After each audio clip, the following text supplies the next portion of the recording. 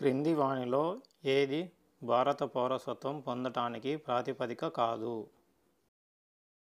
ఆస్తి.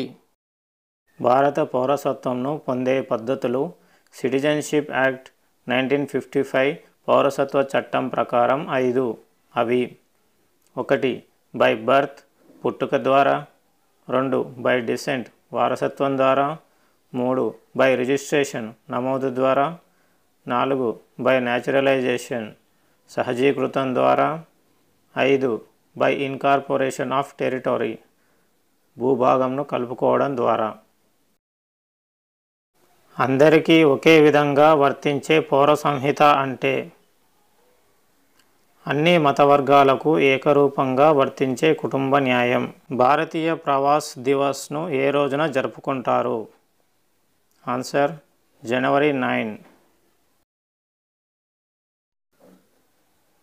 ప్రవాస భారతీయులు నాన్ రెసిడెంట్ ఇండియన్స్ అంటే విదేశాల్లో తాత్కాలికంగా లేదా శాశ్వతంగా నివసిస్తున్న మొదటి తరం భారతీయులు.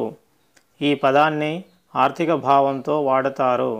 ఇన్కమ్ ట్యాక్స్ చట్టం 1967, ఫారెన్ ఎక్స్చేంజ్ మేనేజ్మెంట్ యాక్ట్ 1999 ప్రకారం పన్ను చెల్లింపుకు సంబంధించి రెసిడెంట్, నాన్ రెసిడెంట్ పదాలను ఉపయోగిస్తారు. 182 రోజులు భారతదేశం బయట నివసిస్తూ ఉంటే వారిని ఎన్ఆర్ఐలు అంటారు.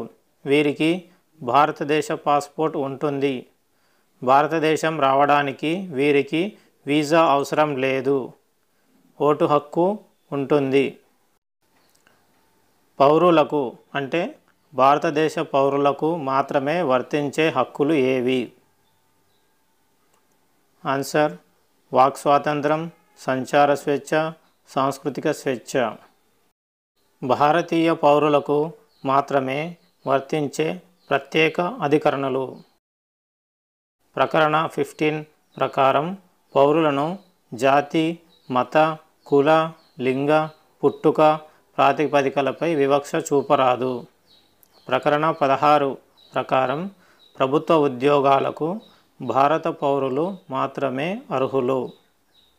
ప్రకరణ 19 ప్రకారం భావ వ్యక్తీకరణ, సంచార, స్థిర నివాస, సంఘాలు ఏర్పరచుకునే స్వేచ్ఛను పౌరులకు మాత్రమే పరిమితం చేస్తుంది. ప్రకరణ 29 ప్రకారం సాంస్కృతిక, విద్యా హక్కులు భారత పౌరులకు మాత్రమే వర్తిస్తాయి. భారతదేశం ఏకపౌరసత్వాన్ని ఎంపిక చేసుకోవడానికి కారణం?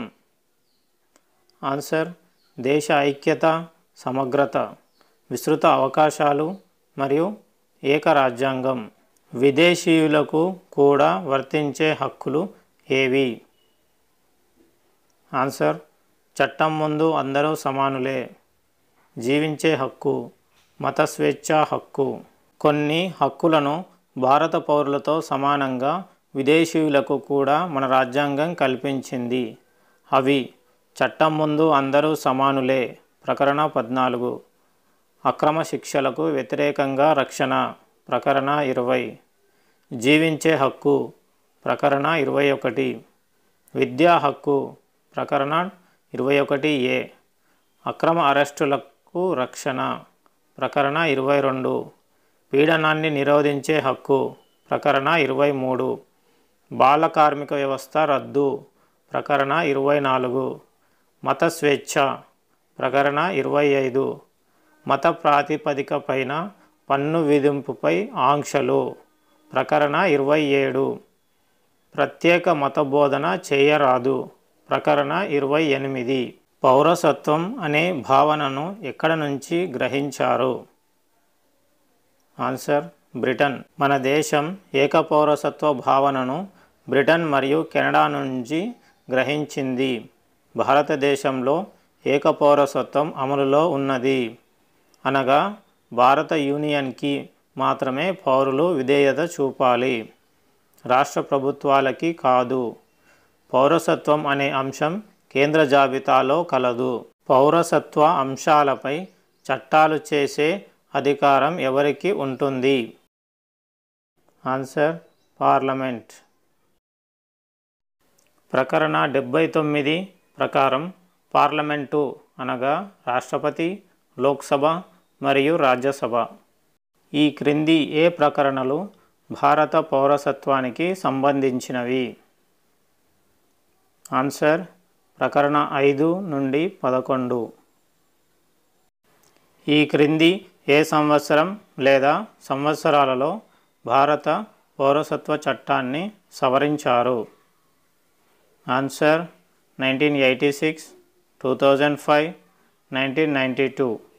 1955 భారత పౌరసత్వ చట్టాన్ని సవరించిన సంవత్సరాలు 1986, 1992, 2003, 2005, 2015, 2016 మరియు 2019 మొత్తం 7 సార్లు సవరించారు. భారత సంతతికి చెంది ఉండి విదేశాలలో నివసించే వారి గురించి వివరించే ప్రకరణ ఏది? ఆన్సర్ 8వ ప్రకరణ. అధికరణ 8 లేదా ప్రకరణ 8 లేదా ఆర్టికల్ 8 ప్రకారం ఒక వ్యక్తి విదేశాలలో జన్మించినప్పటికీ తన ముందు 3 తరాలలో తల్లి లేదా తండ్రి ఎవరికైనా భారత పౌరసత్వం లేదా పాస్పోర్ట్ ఉన్నట్లయితే ఆ వ్యక్తికి పౌరసత్వం లభిస్తుంది. ఆ వ్యక్తి తాను నివసిస్తున్న దేశంలోని భారత రాయబారికి దరఖాస్తు చేసుకొని రాయబారిచే అతడు భారత పౌరుడుగా నమోదు చేయబడినచో ఆ వ్యక్తి భారత పౌరుడిగానే పరిగణింపబడతాడు. 103వ రాజ్యాంగ సవరణ చట్టం ప్రకారం కొత్తగా ఏర్పాటు చేసిన ఆర్టికల్స్ ఏవి? ఆన్సర్ 15(6) మరియు 16(6). ప్రకరణ 15(6) క్లాస్ ప్రకారం అగ్రవర్ణ పేదలలో ఆర్థికంగా వెనుకబడిన తరగతులకు ఈడబ్ల్యూఎస్ ప్రైవేటు, ఎయిడెడ్ లేదా అన్ఎయిడెడ్ మరియు ప్రభుత్వ విద్యా సంస్థలలో 10% రిజర్వేషన్లు వర్తింపు. అయితే ఇది మైనారిటీ విద్యా సంస్థలకు వర్తించదు. ప్రకరణ 16(6) క్లాస్ ప్రకారం అగ్రవర్ణ పేదలలో ఆర్థికంగా వెనుకబడిన తరగతులకు ఈడబ్ల్యూఎస్ ప్రభుత్వ ఉద్యోగాలలో 10%కి మించకుండా రిజర్వేషన్లు కల్పించవచ్చును. ఈ క్రింది వారిలో ఎవరికి ఇండియన్ పాస్పోర్ట్ ఉంటుంది? ఆన్సర్ ఎన్ఆర్ఐలు. భారత సంతతికి చెందినవారు పర్సన్స్ ఆఫ్ ఇండియన్ ఆరిజిన్ పిఐఓస్ విదేశీ పౌరసత్వాన్ని కలిగి ఉన్న 2వ తరం భారతీయులు అనగా విదేశాలకు వెళ్ళి స్థిరపడి ఆ దేశ పౌరసత్వాన్ని పొందిన తల్లిదండ్రులకు జన్మించిన సంతానం. వీరికి వీసా అవసరం. నోట్: పాకిస్తాన్, బంగ్లాదేశ్, శ్రీలంక, ఆఫ్ఘనిస్తాన్, చైనా, నేపాల్, భూటాన్ లాంటి విదేశాలకు వెళ్ళి స్థిరపడిన వారికి ఈ రూల్ వర్తించదు.